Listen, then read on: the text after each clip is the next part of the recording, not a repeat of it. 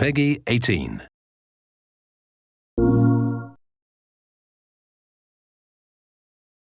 My name is David Hughes and I'm a disease biologist. I study infectious diseases and I'm an assistant professor of biology and entomology at Penn State University.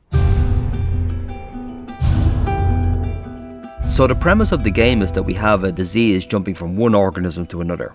If we take a step back and look at all the diseases that we humans have, we find that 60% of those diseases have indeed jumped from animals.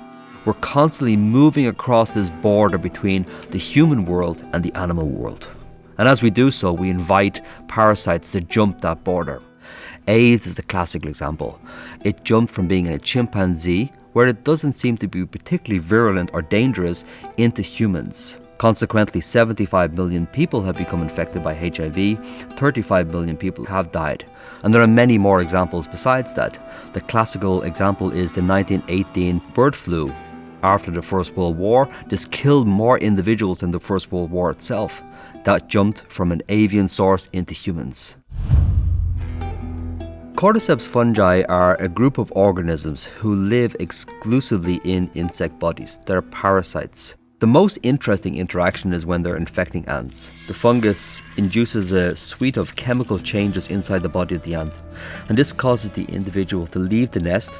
The ants ascend small saplings in the understory vegetation, and they have what really does appear to be a directed behavior. They're moving towards the midpoint of the leaf, and there they're finding the tissue and they're biting deeply into it. Once the ant is dead, it grows a long stalk from the back of the head, and this is the stalk which will produce spores. And by dying above the ant colony, what is essentially happening is that the fungus has invented a sniper's alley of infection, where spores are being hurled down on top of them, and this is how the infection reoccurs in the society. So the essential question is, could this cordyceps fungi be a problem for humans? We're constantly surrounded by fungal spores. There are billions of spores which we inhale every single day.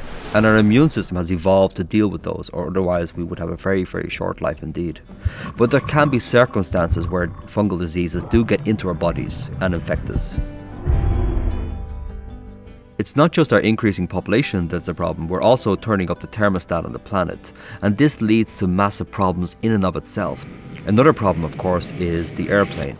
We have this ability to move across the planet over the course of hours. We see this in a classical example, which was this SARS outbreak 10 years ago, where we had a disease traveling from Hong Kong to Canada and then throughout the world on a very, very short timescale. So what we're doing with this world is we're creating a place which, in the immortal phrase, is hot, flat and crowded. And these unholy trinity are working together to lead to ever-increasing diseases. And that's a problem for us. So in the game we see the human population being eradicated by a parasitic organism. Could that happen? In our sanitized, urbanized world, we probably think that it's unlikely.